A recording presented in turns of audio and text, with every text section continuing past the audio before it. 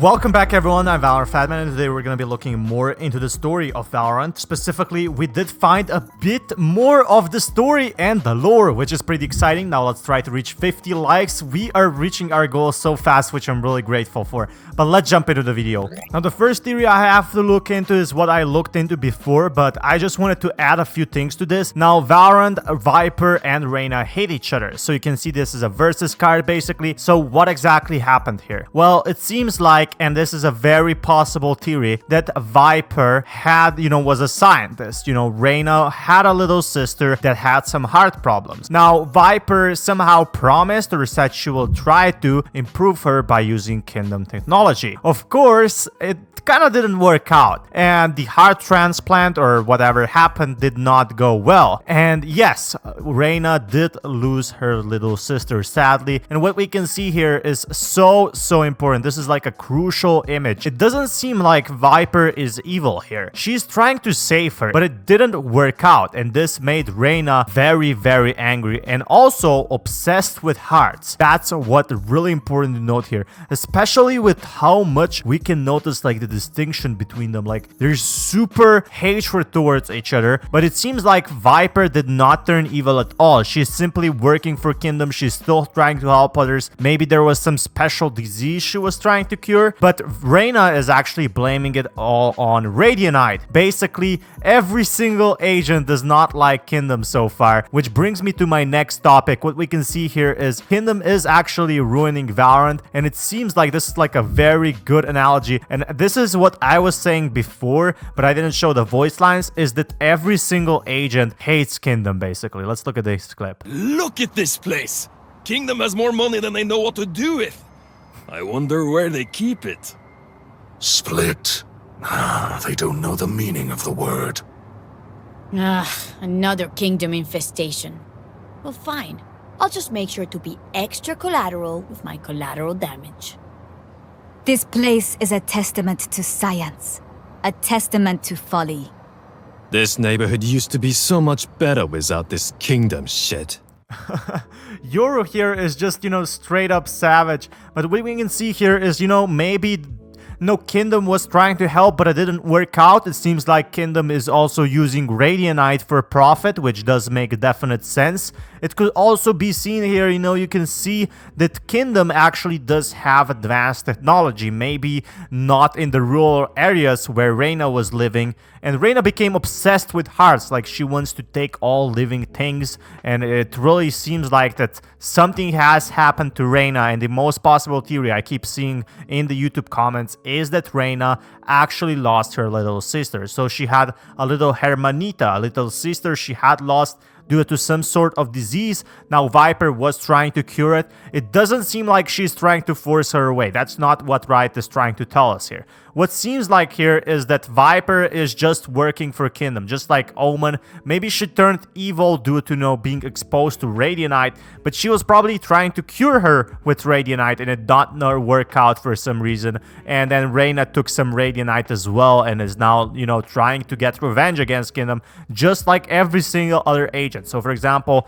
Cypher was also trying to get big revenge because somehow he lost his family. So I think he actually lost, he has a mask for a specific reason. I think he lost like his son and wife. I'm not sure, but it was definitely due to the fact of the Kingdom. So a lot of these agents are fighting for a reason. So for example, I'm guessing Sky is fighting so she can protect her forest. But we do have a lot more here, and if anyone remembers, this is an early look to episode 2 cinematic we got before. Like, these are such beautiful images, and this really makes you wonder what will episode 3 be like, because we can already know, that Riot is already working on the episode 3 cinematic and probably already has the concept art, but this is like super detailed, just a fast run. But I did go on my tier 48 card last time, which is super important to note here, and Do Not Disturb actually made a bit of more context on this. So if you don't remember, the reboot card is pretty important to note here. Like, it's a sort of a teleporter that we know of, but we don't have much information. So foreground part 1. Starting from the bottom of the top, we see a roughed up stone leading to the teleporter. It's not only a center of the path that's ruined, but the sides as well, as we see piles of rondos surrounding the cables. So it would definitely make sense that, you know, the area was kind of destroyed by Radianite or probably the teleporter. It definitely does make sense. Foreground part 2. There's a very deteriorated palm to the left. Its trunk is twisted and it has almost no leaves. A tree having grown here implies that the environment hasn't always been harsh and the teleport has something to do with that change. And it seems like Radianite is very, very toxic to the environment itself. So if we remember Sky's trailer, this is exactly what Sage has been telling Sky. It's happening all around the world. You know, the storms, the Radianite storms, and also what's happening to nature overall, you know, so Kingdom can make a profit or so Kingdom can do something as an energy source with it. This is not safe to the environment, so it's really, really toxic. And now we do know that. Now they're even teasing us a bit more. It seems like the future of this map looks pretty good. Now what we can see is foreground part 3. A similarity has been drawn between the palm trees and Valorant Day's teaser, and that I can see why. There's not much I can gather from here, but I definitely hope they provide more context. And at first I thought it's like a map in America, because, you know, this doesn't make kind of a lot of sense. Like, yes, we have this teaser, but it doesn't tell us a lot. Maybe these palm trees are connected. Maybe, you know, this could be like a breeze teaser where they actually do enter the portal for some time. We don't have a lot of information about this portal. We know it's tier 48 and it's pretty important. Maybe it's for the new episode 3. So definitely could be just a tease for the new cinematic. Could be a tease for the new map, but it's pretty exciting stuff. So background part 1. Let's start with the section with palm trees, which are taller, but they share the lack of leaves and remind me of burnt trees. I'm thinking that may have just changed an environment, maybe an explosion or fire of some sort. What I noticed in the background was some sort of a smoke, so that definitely does make sense. I really like this idea on how detailed they're going to actually tell the full story. But background part 2, the other remarkable background element is the broken wall, and this is what I have also noticed. So it seems like it could be in the city, it could be in the suburbs. It looks like there are 3 large glass panels walls seen in the office buildings. We see no crystal fragments though, so that's not likely. Is these the inside of a building, the outside neither? And what I noticed is it's actually the outside of the building for sure. Now the teleporter, it's part 0. Welcome to the last section of this thread. Did you read it all? So basically we can see here, you know, this little teleporter over here. This is what looks like it. Like, it's so mysterious and it really keeps me excited. You know, what's the weird logo and light beams? And I think the developers have hinted that the logo is pretty important to what we have to see here. Like, there's a lot to it. But about the teleporters we have seen so far, Unbind built into buildings is so very stationary, unidirectional, most likely an early revision. So these are just the entry-level portals. Like, there is not much to see into them. It seems like they were built Kingdom at very early stages, probably to transport, you know, through locations on Bind.